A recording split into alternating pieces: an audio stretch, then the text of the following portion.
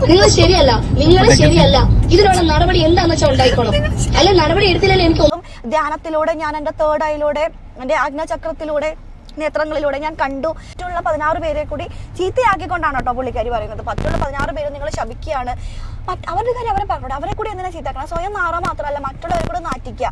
ആ ഒരു പടിയാണ് കേട്ടോ ലക്ഷ്മിപ്രിയ ചെയ്തിരിക്കുന്നത്. ഇപ്പൊ എനിക്ക് മനസ്സിലായി ലക്ഷ്മിപ്രിയ പറഞ്ഞത് പച്ച കള്ളാണെന്ന്. ഷോയിൽ പങ്കെടുത്ത ഒരു കുട്ടി ഈ ഡാൻസിലും ഉണ്ടായിരുന്നു, തിരുവാതിര കൊട്ട് കൈകൊട്ട് കളിക്കും ഉണ്ടായിരുന്നു. വലിയ വലിയ ആൾക്കാരുടെ മുന്നിൽ വെച്ചിട്ട് ഇത്രമാത്രം മോശം വാക്കുകളൊക്കെ ഉച്ചരിക്കാൻ തോന്നിയ കപട സന്യാസിയായ ലക്ഷ്മിപ്രിയയുടെ മനസ്സ് അല്ലെങ്കിൽ നാവ് എത്രത്തോളം ശുദ്ധമായിരിക്കും. ഇത് വന്ന കുട്ടിയാണ്, അതിനെ ഇവര് പിടിച്ചു വെച്ചു.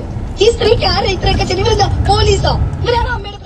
Hello guys, welcome back. നമ്മുടെ പുതിയൊരു വീഡിയോയിലേക്ക് സ്വാഗതം. ഇന്ന് ലൊക്കേഷനൊക്കെ ചെറിയൊരു വ്യത്യാസമുണ്ട്. നമ്മൾ എപ്പോഴും വരുന്ന ഒരു ബാക്ക്ഗ്രൗണ്ട് അല്ല. 2 ദിവസമായിട്ട് വീഡിയോ ഒന്നും ഉണ്ടായിരുന്നില്ല. ഒരു അത്യാവശ്യ കാര്യമായിട്ട് ചെന്നൈ വരെ ഒന്ന് പോവേണ്ടി വന്നു, ബിസിനസിന്റെ ആവശ്യത്തിനൊക്കെ ആയിട്ട്. അപ്പോഴാണ് ഈ ഒരു വീഡിയോ എനിക്ക് കുറേ പേര് അയച്ചു തന്നു, ഈ വീഡിയോ ചെയ്യുമെന്ന് പറഞ്ഞിട്ട്. ഞാൻ വീട്ടിലെത്തിയിട്ട് സമാധാനപരമായിട്ട് ചെയ്യാന്നൊക്കെ കരുതിയതാണ്. അപ്പം ഇത്രയും പേര് പറഞ്ഞ സ്ഥിതിക്ക് നമുക്ക് ആ ഒരു വീഡിയോ ചെയ്യാമെന്ന് കരുതി. നമ്മുടെ ബിഗ് ബോസ് താരമില്ലേ ലക്ഷ്മിപ്രിയ, ഞാൻ എപ്പോഴും ലക്ഷ്മിപ്രിയയുടെ വീഡിയോ ചെയ്യുമ്പോൾ ലക്ഷ്മിപ്രിയനെ പോസിറ്റീവ് അടിച്ചാൽ പറയാറ് കേട്ടോ. കാരണം ബിഗ് ബോസ് വീടിനകത്ത് ആൾ അത്രത്തോളം നന്മമരായിരുന്നു. നമ്മൾ പലരും കണ്ടാണ്. കുലസ്ത്രീ ആയിരുന്നു. പുള്ളിക്കാരി പറയുന്ന പല കാര്യങ്ങളും ജെനുവിൻ ആണെന്ന് എനിക്ക് പേഴ്സണലി തോന്നിയിട്ടുണ്ട്. അപ്പോൾ അതുകൊണ്ട് തന്നെ പുള്ളിക്കാരിനെ പോസിറ്റീവ് അടിച്ചിട്ടാണ് പലപ്പോഴും പറഞ്ഞിട്ടുണ്ടായിരുന്നത് കേട്ടോ. പക്ഷെ കഴിഞ്ഞ ദിവസം പുള്ളിക്കാരി നാമം ജപിച്ചുകൊണ്ട് വീടിനകത്ത് ചോറ് വെക്കുന്നു എന്ന് പറഞ്ഞ അതേ നാവ് കൊണ്ട് തന്നെ പച്ചത്തെറി എന്ന് പറയാനാണോ അല്ലെങ്കിൽ പൂരത്തെറി എന്ന് പറയാനാണോ എന്തോ വളരെ മോശമായ വാക്കുകളൊക്കെ ഉച്ചരിച്ചുകൊണ്ട് തന്റെ സഹപ്രവർത്തകയെ ഇങ്ങനെയൊക്കെ പറയുന്ന കേട്ടിട്ടുണ്ടല്ലോ. അയ്യോ, എന്താണല്ലേ ബിഗ് ബോസ് വീടിനകത്ത് 10-72 ക്യാമറകൾക്കുള്ളിൽ നന്മമരം ചമഞ്ഞ് തന്റെ വാക്കുകള് തന്റെ നിലപാട് തന്നെ പലപ്പോഴും ലക്ഷ്മിപ്രിയ ഉറച്ചു നിന്നിട്ടുണ്ട്. പുള്ളിക്കാരി പറഞ്ഞുകൊണ്ടിരുന്നത് ഞങ്ങളൊക്കെ നാമം ജപിച്ചിട്ടാണ് ഭക്ഷണം പാകം ചെയ്യുന്നത്, നിങ്ങളെപ്പോലെ പ്രാഗിക്കൊണ്ടല്ല, ശപിച്ച വാക്കുകളല്ല, ശപിച്ച നാവുകൾ കൊണ്ടല്ലേ നിങ്ങൾ ഭക്ഷണം കഴിക്കുന്നത് എന്നുള്ള സ്റ്റേറ്റ്മെന്റ് ഒക്കെ ഘോരഘോരമായിട്ട് പറഞ്ഞ ലക്ഷ്മിപ്രിയയുടെ നാവിൽ നിന്നും വരുന്ന നല്ല നല്ല മനോഹരമായ നാമം ജപിക്കുന്ന നാവുകളാണ് കേട്ടോ. ആ നാവിൽ നിന്ന് വരുന്ന വാക്കുകളൊക്കെ നമുക്കൊന്ന് കേൾക്കാം. ഇതിനു മുമ്പ് ഞാൻ മറ്റൊരു കാര്യം കൂടി പറഞ്ഞോട്ടെ. ലക്ഷ്മിപ്രിയയുടെ ഒരു ഇന്റർവ്യൂ ഞാൻ കാണാൻ ഇടയായിട്ടുണ്ടായിരുന്നു കുറച്ച് ദിവസങ്ങൾക്ക് മുമ്പ് കേട്ടോ. എനിക്ക് തോന്നുന്നു അബാഗ് ഡിബേറ്റോ എന്തോ ഒരു ചാനലിലാണ് ഞാൻ കണ്ടത്. ലക്ഷ്മിപ്രിയ എന്നത് പറഞ്ഞൊരു കാര്യമുണ്ട്. പുള്ളിക്കാരി ബിഗ് ബോസ് വീടിനകത്ത് വെച്ച് കയറിയിരുന്നപ്പോ ധ്യാനിച്ചിട്ടുണ്ടായിരുന്നു. ഒന്ന് പുറത്ത് പുള്ളിയുടെ വീട്ടുകാര് കൊച്ചൊക്കെ ഉള്ളതുകൊണ്ട് അങ്ങനെ ധ്യാനിക്കാനൊന്നും പറ്റുന്നുണ്ടായിരുന്നില്ല. ബിഗ് ബോസ് വീടിനകത്ത് ഒരുപാട് എനിക്ക് ധ്യാനിക്കാൻ പറ്റി. പുറത്ത് നടക്കുന്ന പല കാര്യങ്ങളും ധ്യാനത്തിലൂടെ ഞാൻ എൻ്റെ തേർഡ് ഐയിലൂടെ എൻ്റെ ആജ്ഞാചക്രത്തിലൂടെ നേത്രങ്ങളിലൂടെ ഞാൻ കണ്ടു എന്നൊക്കെ പറഞ്ഞുകൊണ്ട് ഘോരഘോരമായിട്ട് ആ ഒരു ഇന്റർവ്യൂല് പറയുന്നുണ്ടായിരുന്നു. ഇത് കേട്ടപ്പോ ശരിയാണ്, ഞാനും വിചാരിച്ചു നമ്മൾ ഭയങ്കരമായിട്ട് നമ്മൾ പ്യുവർ ആണെങ്കിൽ, നമ്മുടെ നാവുകൾ നമ്മുടെ വാക്കുകളൊക്കെ പ്യുവർ ആണെങ്കിൽ, നമ്മുടെ മനസ്സ് ശുദ്ധമാണെങ്കിൽ നമുക്കിങ്ങനെ ധ്യാനിക്കുമ്പോൾ പലതും നമുക്ക് കാണാൻ പറ്റും. അപ്പൊ ഞാൻ കരുതി ഓക്കെ പുള്ളിക്കാരി ഭയങ്കര അടിപൊളിയാണെന്ന്. പക്ഷെ ഉണ്ടല്ലോ ഇപ്പൊ എനിക്ക് മനസ്സിലായി ലക്ഷ്മിപ്രിയ പറഞ്ഞത് പച്ച കള്ളാണെന്ന്. ഇമാതിരി വാക്കുകൾ ഉച്ചരിക്കുന്ന ഒരാൾക്കും ധ്യാനിക്കുകയാണെങ്കിലും നമ്മൾ ഇതേപോലെ ദൈവത്തോട് അടുത്ത് നിൽക്കണമെങ്കിലും നമുക്ക് കുറച്ച് പ്രിൻസിപ്പിൾസ് ഒക്കെ ഉണ്ട്. 5 ലക്ഷ്മിപ്രിയക്ക് അറിയായിരിക്കും, കാണുന്നുണ്ടെങ്കിൽ അറിയായിരിക്കും.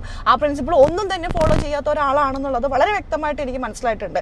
അപ്പോൾ ലക്ഷ്മിപ്രിയ അന്ന് ആ ഒരു ഇന്റർവ്യൂല് ധ്യാനത്തിലൂടെ പലതും കണ്ടു എന്നൊക്കെ പറഞ്ഞ് പച്ചക്കള്ളം. ഈ ലക്ഷ്മിപ്രിയ എന്ന് പറയുന്ന കപട സന്യാസി 504 മെമ്പറുള്ള അമ്മയുടെ 504 മെമ്പേഴ്സുള്ള ഒരു ഗ്രൂപ്പിലാണ് കേട്ടോ ഇയാള് ഇത് വന്നിട്ട് ഈ കിടന്ന് പറയുന്നത്. എനിക്ക് തോന്നുന്നു അത്യാവശ്യം എല്ലാ സെലിബ്രിറ്റീസും ഉണ്ട് ഇതിനകത്താണ്. നീനാക്കുറുപ്പ് എന്ന് പറയുന്ന ഒരു വ്യക്തിയെ കുറിച്ച് വളരെ മോശമായിട്ട് പറയുന്നത്. പുള്ളിക്കാരിക്ക് പറയാനുള്ളത് പുള്ളിക്കാരിയുടെ അഭിപ്രായം പറയുന്നത് മറ്റുള്ള 16 പേരെ കൂടി ചീത്തയാക്കിക്കൊണ്ടാണ് കേട്ടോ പുള്ളിക്കാരി പറയുന്നത്. മറ്റുള്ള 16 പേരും നിങ്ങൾ ശപിക്കുകയാണ്.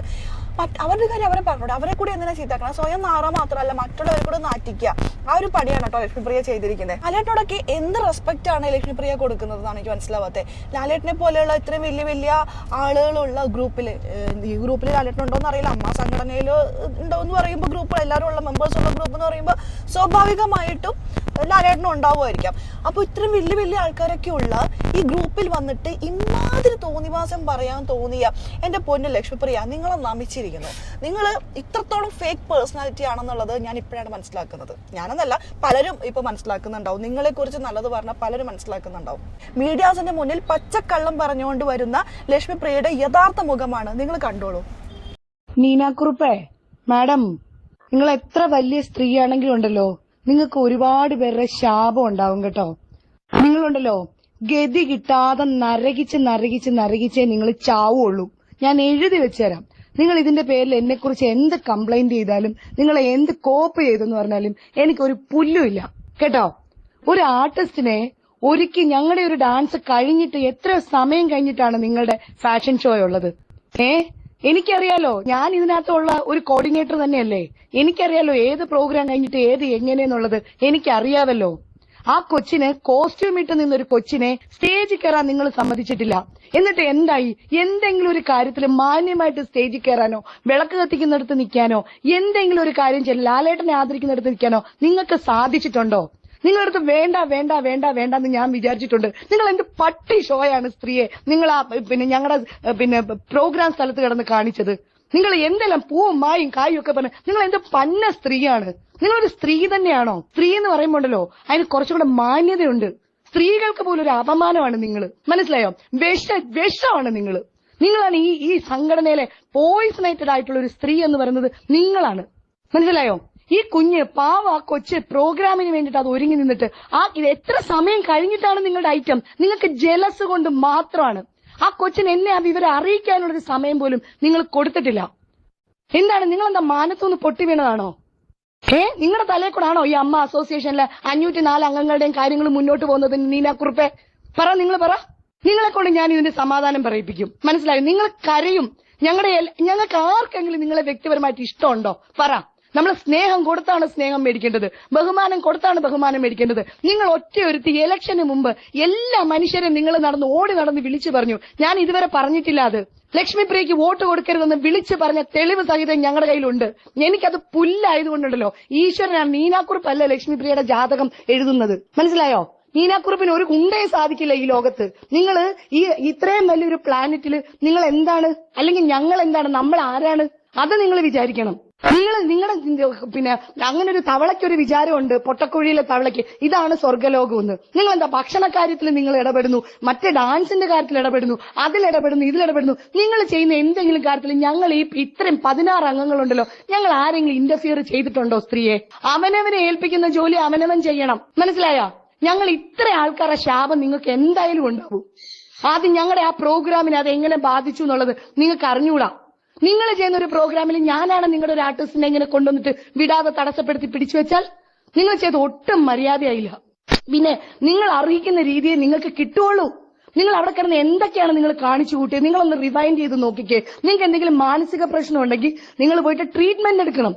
അതല്ലാതെ വേറെ എന്തെങ്കിലും പ്രശ്നമാണെങ്കിൽ അതിന് നിങ്ങളാണ് പരിഹാരം കണ്ടെത്തേണ്ടത്. അതിന് ഞങ്ങൾ 16 പേർക്ക് ഒന്നും ചെയ്യാൻ സാധിക്കില്ല. മനസ്സിലായോ? നിങ്ങൾ എന്താ കടന്ന് കാണിച്ചത്?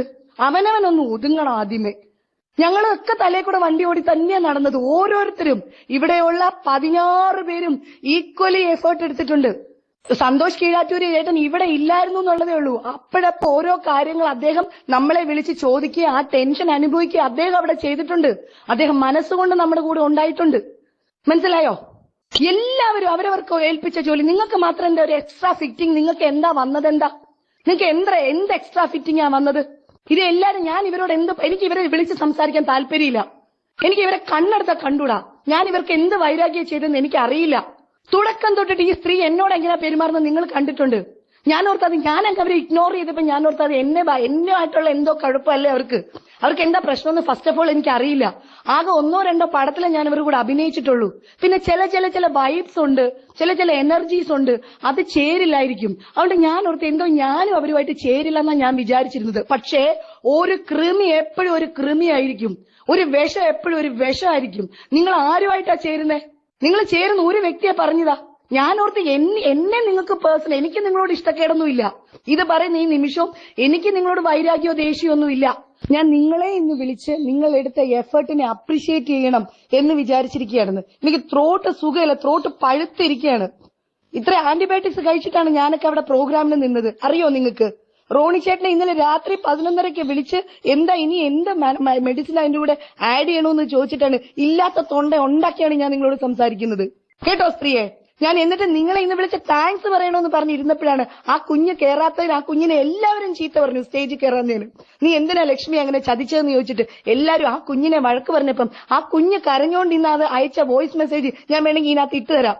ആ കുഞ്ഞ് ഡ്രസ് ചെയ്ത് വന്ന കുട്ടിയാണ്. അതിനെ ഇവര് പിടിച്ചു വെച്ചു. ഈ സ്ത്രീക്ക് ആരാ ഇത്രയൊക്കെ ചെയ്ത്? ഇവരെന്താ പോലീസോ? ഇവരാണോ അമ്മയുടെ പ്രസിഡന്റ്? ഇവരാരാ? എനിക്കൊന്ന് പറഞ്ഞോ നിങ്ങള്. ഇവര് നമ്മളെ പോലെ ഒരു മെമ്പർ മാത്രമല്ലേ ശ്വേത ചേച്ചി, കുക്കു ചേച്ചി? നമ്മളെല്ലാം കഷ്ടപ്പെടുന്ന ആർക്ക് വേണ്ടിയിട്ടാ? ഇതാണ് നമ്മുടെ കുടുംബം. അമ്മ എന്ന് പറയുന്ന സംഘടനയാണ് നമ്മുടെ കുടുംബം. ഈ കുടുംബത്തിന് വേണ്ടിയിട്ടാണ് കഷ്ടപ്പെടുന്നത്, അല്ലാതെ നമ്മുടെ വീട്ടുകാർക്ക് ഉണ്ടാക്കി കൊടുക്കാനല്ല നമ്മൾ കഷ്ടപ്പെടുന്നത്. മനസ്സിലായാ? ഞാൻ എടുത്ത റിസ്ക് അത് ആരും എടുക്കാൻ തയ്യാറാവില്ലെന്ന് എനിക്കറിയാം. എന്റെ അമ്മമാർക്ക് വേണ്ടിയിട്ടാണ് എടുത്ത റിസ്ക്. ആ അമ്മമാരുടെ കണ്ണുനീര് വീഴ്ത്തിയ ഒരുത്തിയുണ്ടല്ലോ, നീ പുഴുത്തേ ചാവുള്ളൂ. നോക്കിക്കോടി. നിനക്ക് എന്റെ മാത്രമല്ല ഞങ്ങളുടെ എല്ലാവരുടെയും ശാപം നിനക്കുണ്ടാവും. നീ ഇത്ര വൃത്തികെട്ടവളാന്ന് എനിക്ക് അറിയത്തില്ലായിരുന്നു. നീ എന്റെ പേരിൽ എനിക്കൊണ്ട് കേസ് കൊടുത്താലും എനിക്കൊരു കുന്തോ ഇല്ല. മനസ്സിലായാ?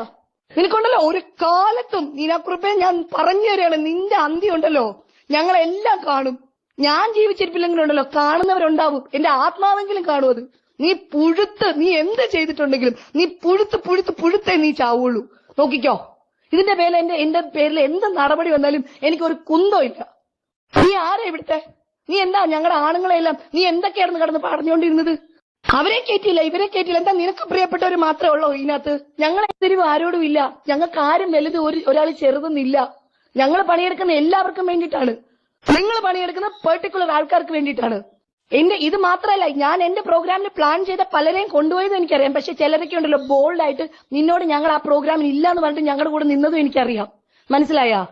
നിങ്ങൾക്ക് എന്താ സ്പെഷ്യൽ? എന്ത് കിട്ടും നിങ്ങൾക്ക് എന്താ കിട്ടിയത്? നിങ്ങൾക്ക് കിട്ടിയത് ഇതാണ്. നിങ്ങൾ അറിഞ്ഞോ? കുറെ ശാപവും കുത്തുവാക്കുമാണ് നിങ്ങൾക്ക് കിട്ടിയിട്ടുള്ളത്. അൾട്ടിമേറ്റ് ആയിട്ട് നിങ്ങളുടെ ജീവിതം മുഴുവനും അതായിരിക്കും. ഞാൻ വിചാരിച്ചോണ്ടിരുന്നത് നിങ്ങൾക്ക് എന്നോട് മാത്രമേ പ്രശ്നമുള്ളൂ ഞാൻ വിചാരിച്ചിരുന്നത്. എനർജീസ് തമ്മിൽ ചേരുന്നുണ്ടാവില്ല. ചിലരോട് നമ്മളോട് അവർ ഒരു ശത്രുതയും ചെയ്തിട്ടുണ്ടാവില്ല. പക്ഷെ നമുക്ക് ചിലർ ശത്രുക്കളായിരിക്കും. നമുക്ക് ഇഷ്ടം ഉണ്ടാവില്ല. അതായിരിക്കും. എനിക്ക് നിങ്ങളോടൊന്നുമില്ല, പക്ഷെ നിങ്ങൾക്ക് എന്നോട് അങ്ങനെയായതുകൊണ്ട് ഞാൻ അങ്ങനെ വിചാരിച്ചിരുന്നത്. നിങ്ങൾക്ക് എന്ത് കഴിവാ ഉള്ളത്? നിങ്ങൾ അതൊന്ന് പറ.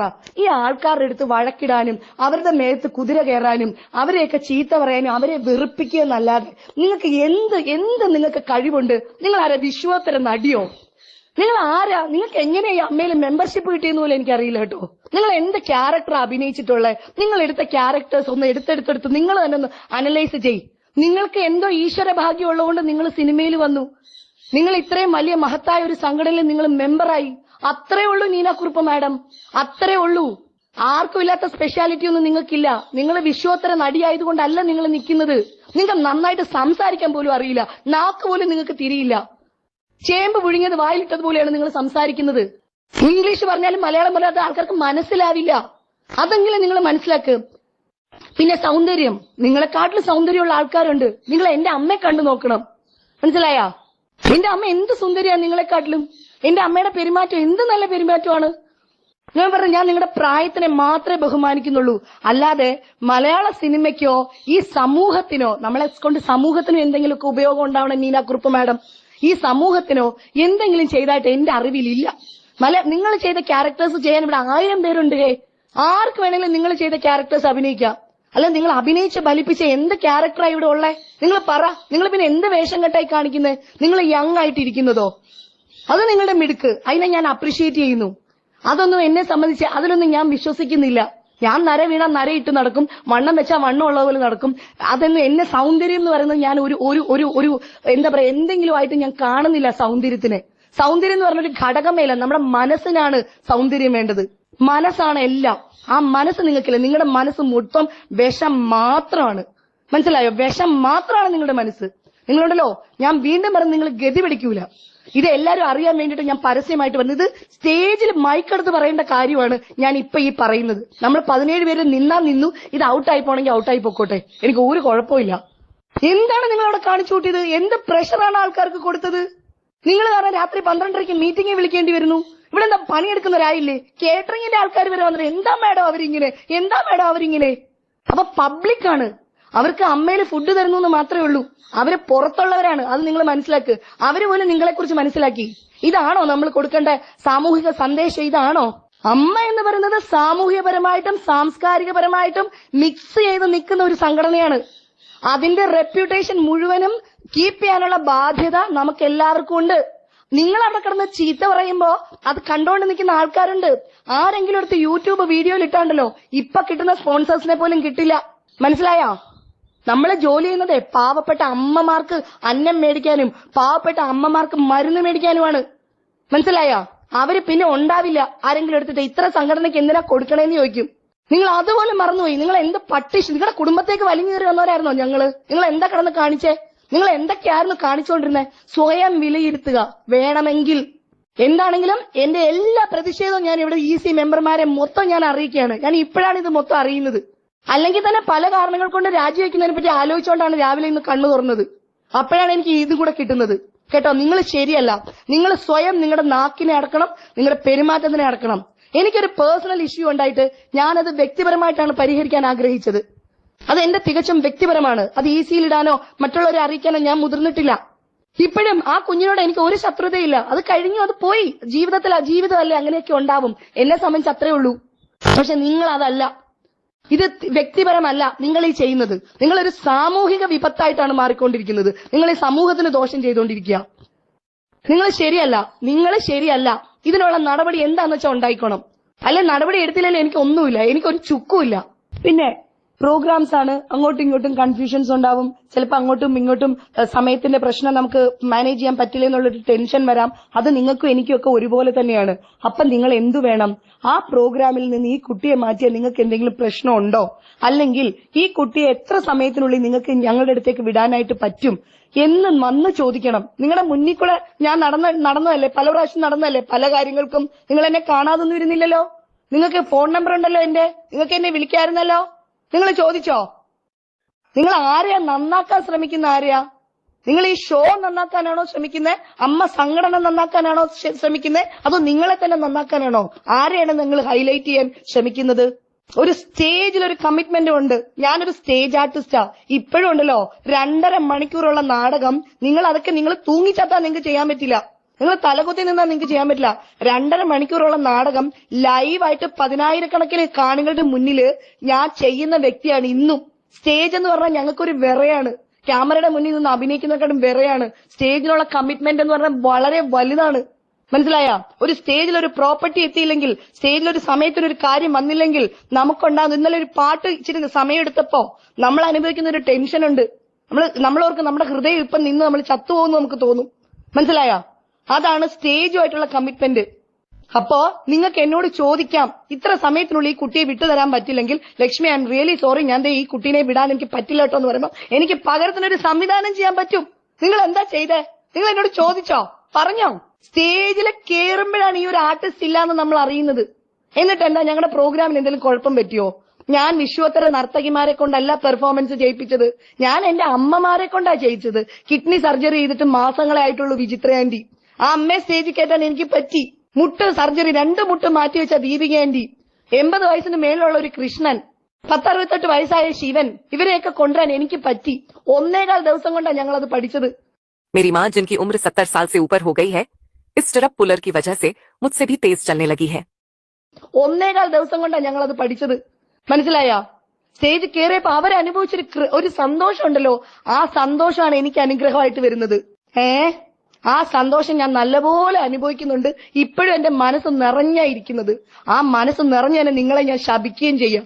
ഒരാളോടും ചെയ്യരുത് ഇങ്ങനെയൊന്നും. ലക്ഷ്മിപ്രിയ എന്ന് പറഞ്ഞ വ്യക്തി ആയതുകൊണ്ടാണ് ഇങ്ങനെയെന്ന് ഞാൻ വിചാരിക്കുന്നില്ല. ഇപ്പൊ എനിക്ക് നിങ്ങളുടെ സ്വഭാവം മനസ്സിലായി. നിങ്ങൾ എല്ലാരോടും ഇങ്ങനെ തന്നെയാണ്. നിങ്ങൾക്ക് ഈ ലോകത്തോട് മുഴുവനും വെറുപ്പാണ്, വിദ്വേഷം കൊണ്ടാണ് നിങ്ങൾ നടക്കുന്നത്. നിങ്ങൾ ആരെങ്കിലും ജീവിതത്തിൽ ചതിക്കുകയും വഞ്ചിക്കുകയും പറ്റിക്കുകയും ഒക്കെ ചെയ്തിട്ടുണ്ടാവും. സ്ത്രീകളോട് മാത്രമാണ് വെറുപ്പെന്ന് ഞാൻ ആദ്യം വിചാരിച്ചിരുന്നു. പക്ഷെ നിങ്ങൾക്ക് പുരുഷന്മാരോടും വെറുപ്പാണ്. നിങ്ങൾക്ക് ഈ ലോകത്തുള്ള സകലതിനോടും വെറുപ്പാണ്, പുച്ഛമാണ്. നിങ്ങളുടെ സ്ഥായി ഭാവം എന്ന് പറഞ്ഞാൽ അതാണ്. നിങ്ങൾക്കില്ലാത്തത് ഞങ്ങൾക്കുള്ളതുമായിട്ടൊരു സാധനമുണ്ട്, വിവേക ബുദ്ധി. നമ്മൾ എവിടെ നിൽക്കുന്നു, നമ്മൾ ആരുടെ മുന്നിലാ നിൽക്കുന്നത്, ഏത് സദസ്സിലാ നിൽക്കുന്നത് എന്ന്. നിങ്ങൾ ഒരു സ്ത്രീയെ കൺട്രോൾ ചെയ്യാൻ എന്തെല്ലാം പാടുപെട്ടു. കാണിച്ചത് ചെറ്റത്തരായിപ്പോയി, തെമ്മാടിത്തരായിപ്പോയി. കേട്ടോ ലക്ഷ്മി, ഇപ്പൊ എനിക്കിത് പറയാതെ വയ്യ. ഈ സംസാരിച്ചത് വളരെ വളരെ വളരെ മോശമാണ്. നടപടി എടുക്കുന്നതല്ല ഇവിടുത്തെ പ്രശ്നം. ലക്ഷ്മി ഇപ്പൊ പറഞ്ഞതെല്ലാം അമ്മയ്ക്ക് ചേരാത്തതാണ്. മറ്റ് സൈഡിൽ എന്തുണ്ടായി എന്നുണ്ടെങ്കിൽ ഒരു പരാതിയാണ് എഴുതി തരേണ്ടത്. അല്ലെങ്കിൽ പരാതി അത് ഈ ഗ്രൂപ്പിൽ ഇങ്ങനെയല്ല സംസാരിക്കേണ്ടത്. ഇത് ഇപ്പോ ലക്ഷ്മിയാണ് മറ്റു 16 പേരെയും മോശമാക്കിയത്. ഇത് അക്സെപ്റ്റ് ചെയ്യാൻ പറ്റില്ല. ഇങ്ങനെ സംസാരിക്കാൻ പാടില്ല. അമ്മയിലെ ഒരാളും എന്ത് എതിരഭിപ്രായമുണ്ടെങ്കിലും ഈസിയിൽ കൊണ്ടുവരാം, നേരിട്ട് പറയാം. This is not the way an Amma member should behave. ഒരു പ്രോഗ്രാമിൽ നടന്ന എന്ത് ഇഷ്യൂ ആണെങ്കിലും ഇങ്ങനെ സംസാരിക്കാൻ പാടില്ല. ഇത് തെറ്റ് തന്നെയാണ്. ഇത് എന്റെ പേഴ്സണൽ അഭിപ്രായമാണ്. ലക്ഷ്മിക്ക് വികാരങ്ങൾ ഉണ്ടാവാം, ദേഷ്യമുണ്ടാവാം, എതിർപ്പുണ്ടാവാം. അതൊക്കെ ഓരോരുത്തരുടെ പേഴ്സണൽ ആയിട്ടുള്ളതാണ്. അതിനെ ഞാൻ റെസ്പെക്ട് ചെയ്യണം. ആര് തെറ്റ് ചെയ്തു, ആര് ശരി ചെയ്തു എന്നുള്ളതും എനിക്ക് മനസ്സിലാക്കാം. ആരാണെങ്കിലും ദിസ് കൈൻഡ് ഓഫ് റിയാക്ഷൻ, ഇതുപോലെയുള്ള സംസാരം, അത് സംസാരിക്കുന്നവരെയാണ് പുറത്ത് കാണിക്കുന്നത്. പ്ലീസ് ഇങ്ങനെ സംസാരിക്കരുത്. ഇതല്ല അമ്മ. അമ്മ സംഘടനയുടെ പ്രോഗ്രാം ഇതിന്റെ കോർഡിനേറ്റർ ആയിരുന്നു, ഡാൻസ് ഗ്രൂപ്പിന്റെ ഒക്കെ കോർഡിനേറ്റർ ആയിരുന്നു ലക്ഷ്മിപ്രിയ. അതുപോലെ ഫാഷൻ ഷോയുടെ കോർഡിനേറ്റർ ആയിരുന്നു നീനാക്കുറുപ്പ്. അപ്പൊ ഇവര് ഈ ഫാഷൻ ഷോയിൽ പങ്കെടുത്ത ഒരു കുട്ടി ഈ ഡാൻസിലും ഉണ്ടായിരുന്നു, തിരുവാതിര കൊട്ട് കൈകൊട്ട് കളിക്കും ഉണ്ടായിരുന്നു. അപ്പൊ ആ കുട്ടീനെ രണ്ട് പ്രോഗ്രാമില് ഒരു പ്രോഗ്രാമിൽ പങ്കെടുക്കുന്ന കുട്ടിക്ക് രണ്ടിലും കൂടി പങ്കെടുക്കാൻ പറ്റുന്ന, തിരുവാതിരയിൽ പങ്കെടുക്കാൻ പറ്റില്ല. ആദ്യം ഉണ്ടായിരുന്ന ഇവരുടെ കൈകൊട്ടിക്കളിയായിരുന്നു, അതിനകത്ത് പങ്കെടുക്കാൻ പറ്റില്ല. അതിന് നീനാക്കുറുപ്പ് സമ്മതിച്ചില്ല എന്നാണ് ഇപ്പോൾ പറഞ്ഞുകൊണ്ട് ലക്ഷ്മിപ്രിയ എത്തിയിരിക്കുന്നത്. എനിക്ക് ഈ ഒരു വോയിസ് ഒക്കെ കേട്ടപ്പോൾ മനസ്സിലായത് നേരത്തെ ഷെയ്ക്ക് ആവുന്നുണ്ടല്ലേ. എനിക്ക് വോയിസ് കേട്ടപ്പോൾ മനസ്സിലാവുന്ന ഒരു കാര്യം എന്ന് വെച്ചാൽ ലക്ഷ്മിപ്രിയക്ക് നേരത്തെ തന്നെ നീനാക്കുറുപ്പിനോട് അസൂയയും കുശുമ്പും ഉണ്ട്. ഇവർ ഇലക്ഷന് നിന്നപ്പോൾ ലക്ഷ്മിപ്രിയക്ക് വോട്ട് കൊടുക്കരുതെന്ന് മറ്റുള്ളവരോടൊക്കെ പറഞ്ഞിട്ടുണ്ടായിരുന്നു അത്ര ഈ നീനാക്കുറുപ്പ്. ആ ഒരു ദേഷ്യമൊക്കെ മനസ്സിൽ വെച്ചിട്ട് ഇപ്പോൾ ഒരു അവസരം കിട്ടിയപ്പോൾ അത് ഉപയോഗിച്ചതായിട്ടാണ് എനിക്ക് ഈ വോയിസ് കേട്ടപ്പോൾ തോന്നുന്നത്. നിങ്ങൾക്ക് പലർക്കും അത് തോന്നിയിട്ടുണ്ടാവുമായിരിക്കാം. വലിയ വലിയ ആൾക്കാരുടെ മുന്നിൽ വെച്ചിട്ട് ഇത്രമാത്രം മോശം വാക്കുകളൊക്കെ ഉച്ചരിക്കാൻ തോന്നിയ കപട സന്യാസിയായ ലക്ഷ്മിപ്രിയയുടെ മനസ്സ് അല്ലെങ്കിൽ നാവ് എത്രത്തോളം ശുദ്ധമായിരിക്കും എന്നുള്ളത് നമുക്ക് മനസ്സിലാവും. അപ്പൊ മത്സരത്തിന് വേണ്ടിയിട്ട് ഇത്രമാത്രം ഒരാൾ പങ്കെടുക്കാൻ പറ്റിയില്ല എന്ന് കരുതിക്കൊണ്ട് ഇത്രമാത്രമൊക്കെ പറയേണ്ട ആവശ്യമുണ്ടോ? എന്താണ് നിങ്ങളുടെ അഭിപ്രായം എന്നുള്ളത് കമന്റ് ബോക്സിൽ രേഖപ്പെടുത്താം. അപ്പൊ നമുക്കിനി അടുത്ത വീഡിയോ ആയിട്ട് കാണാം കേട്ടോ. അതുവരെയൊക്കെ എല്ലാവർക്കും